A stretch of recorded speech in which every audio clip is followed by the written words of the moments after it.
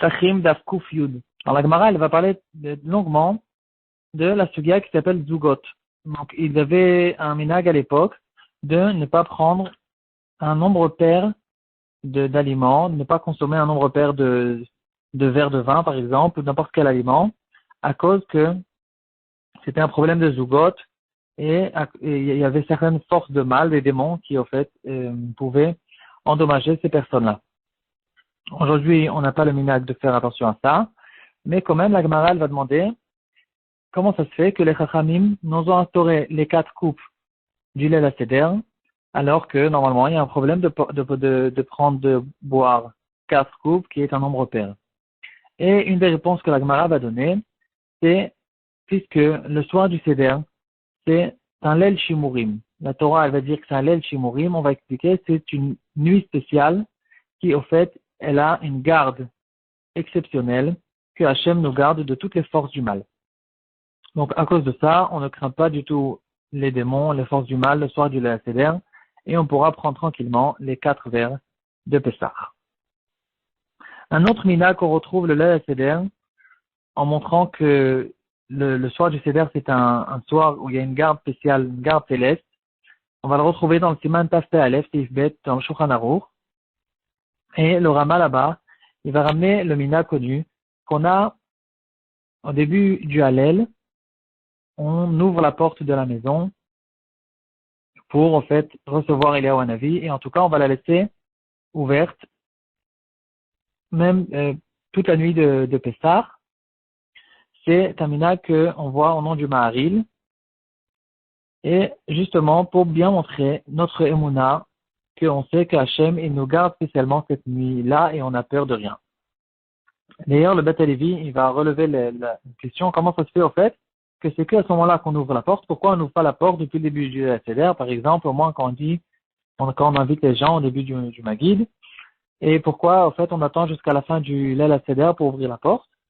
Et il va dire justement, pour bien montrer, avant qu'on va prendre le 4e verre, on montre qu'on n'a pas peur de prendre ce 4e verre, qui est un nombre pair, et parce que on a une garde spéciale cette nuit-là, et donc, pour la même raison, on va maintenant ouvrir la porte. Aussi, il y a un autre mina que le Mishnah Bora, il va ramener à propos de Kriyat Shema Shalamita. On sait que quand on fait le Kriyat Shema dans le lit, on va dire, on a le mina de dire certains psukim qui vont nous donner une garde des forces du mal qui sont en général plus présentes pendant la nuit, avant de dormir. Et donc, il va dire le Mishnah Bora que le soir de Pessah, on dira que le Kriyat Shema lui-même, donc le pasuk Shema Israël et Ve'avta, ou Vayam Shamoa pour ceux qui ont l'habitude. Mais par contre, on ne va pas continuer à dire les psukim qui sont là, en fait, pour nous garder. Comme Amalach HaGoel, ou bien ceux qui ont l'habitude de dire Rechev Veseter Elion. Tout ça, c'est des psukim pour nous donner une garde. Or, le soir du Seder, on n'a pas besoin de cette garde. On est bien gardé par Hachem. Et à propos du pasuk de Be'atraf Kidrouchi, là, par contre, il y aura ici une petite discussion dans les psukim. Est-ce qu'on va le dire ou on ne va pas le dire? Certains disent qu'on ne dit pas Be'atraf Kidrouchi, justement parce que c'est une garde. D'autres disent que non, ce pasuk-là, il vient juste montrer qu'on confie notre neshama à Hachem. Et pourquoi le Kriyat Shema lui-même on le fait? Parce que le Kriyat Shema Shalamita, les psukim du Shema Israël lui-même, on ne le fait pas seulement pour avoir une garde, on le fait aussi pour dormir avec des psukim de Divrei Torah. Donc c'est pour ça que le Kriyat Shema lui-même on va le faire. Par contre, on peut se poser quelques questions à ce propos-là. On voit dans plusieurs cas où on fait attention quand même aux choses dangereuses que les Chachamim nous ont dévoilées. Par exemple, il y a une halakha qu'on a l'habitude de ne pas manger de la viande avec du poisson parce que les Chachamim ils disent que cette chose-là c'est un danger, ça peut ramener la tzarat. Ou bien Maïm Acharonim. À la fin du repas, les Chachamim nous ont instauré de faire Maïm Acharonim. Et la raison pour laquelle on le fait, c'est, la Gemara va expliquer dans Brachot, à cause de Melach Domit.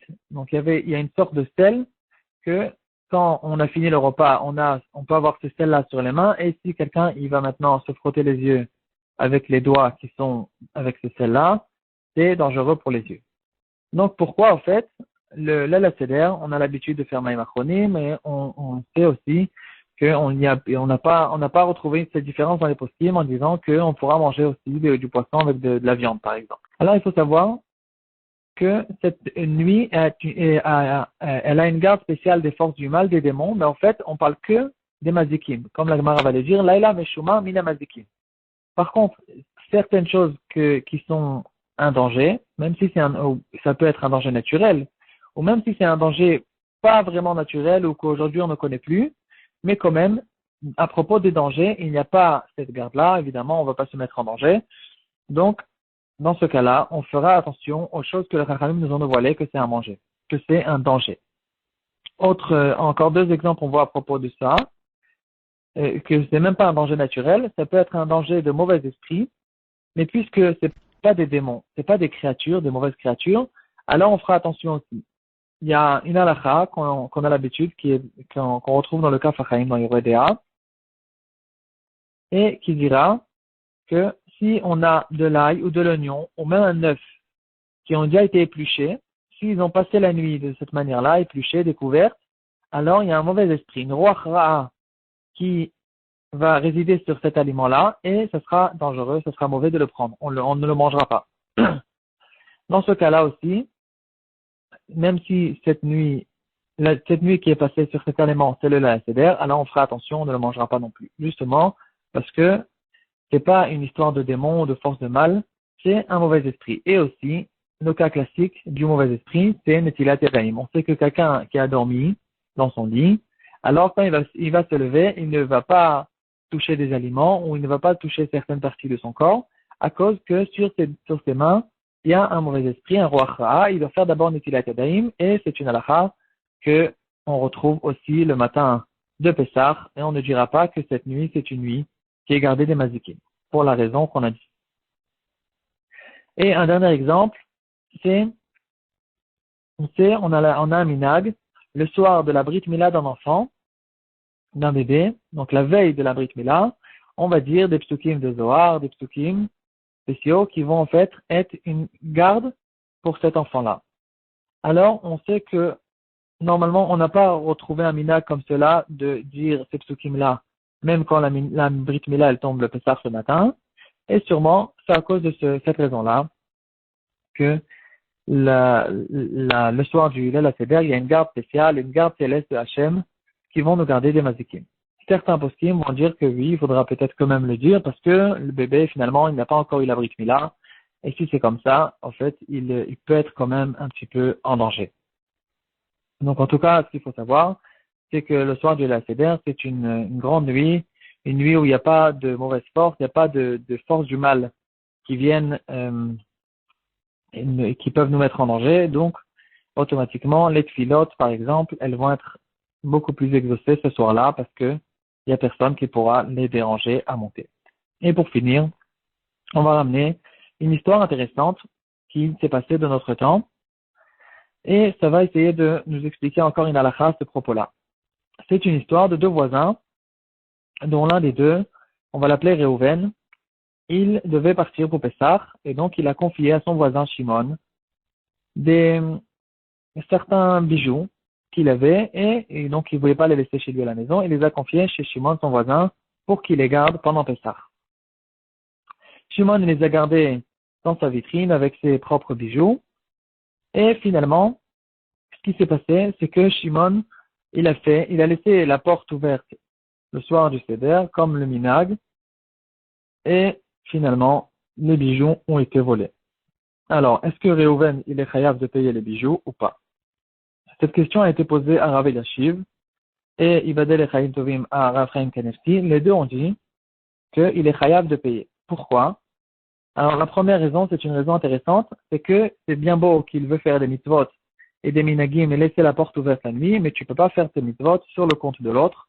Or là, en fait, Reuven, il va dire, d'accord, c'est très bien que tu as fait ce minag-là, mais moi, en ce qui me concerne, j'ai besoin de mes bijoux et donc tu dois payer mes bijoux.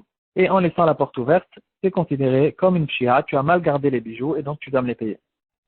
Une deuxième raison, c'est parce que, comme on l'a vu, la garde spéciale qu'on a le soir du Seder, c'est une garde des forces du mal.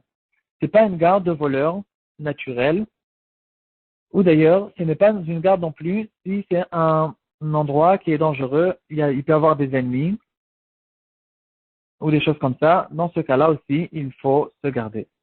D'ailleurs, entre parenthèses, si on se rappelle, il y avait un attentat qui s'est passé le soir du Seder à Netanya il y a une quinzaine d'années, je pense. Et là, les Gdolim, ils ont dit qu'au fait, quand on dit que cette nuit, c'est une nuit où il y a une garde de Mazikim, c'est justement que des forces du mal, des démons spirituels, mais on ne parle pas dans un cas où il y a des ennemis matériaux. Par contre, dans certains autres poskim à propos de l'histoire des bijoux, il y a le Rosh Yeshiva Slabotkar, Avdov Lando, il a dit qu'on pourrait peut-être dire qu'il est 8 patours. Cette personne-là, Shimon, qui a gardé les bijoux et elle a laissé la porte ouverte, parce que tout le monde sait que le soir du Leil Seder, c'est un minhag qui est extrêmement répandu de laisser la porte ouverte. Et donc, quand Reuven il lui a confié les bijoux, on peut dire que, puisqu'il n'a pas dit clairement qu'il faut qu'il ferme la porte, donc c'était au fait avec son intention que la porte va rester ouverte le soir du Leil Seder, et dans ce cas-là, puisqu'il a donné avec cette intention-là, il ne peut pas lui dire tu aurais dû fermer la porte, parce que c'est lui qui aurait dû lui dire qu'il est makpid de fermer la porte. Par contre, il faudra faire attention à ce propos-là, que la garde spéciale qu'il y a le soir du Seder, c'est une garde qui se termine à Alot HaShachar, donc au matin. Donc si cette personne-là, il est parti dormir, il a laissé la porte, et finalement il a laissé la porte ouverte, et finalement elle est restée ouverte pendant longtemps, et plusieurs heures après Alot HaShachar, elle était encore ouverte, dans ce cas-là, il n'y a pas cette garde spéciale, et là, d'après tout le monde, c'est clair qu'il sera chayav de payer les bijoux.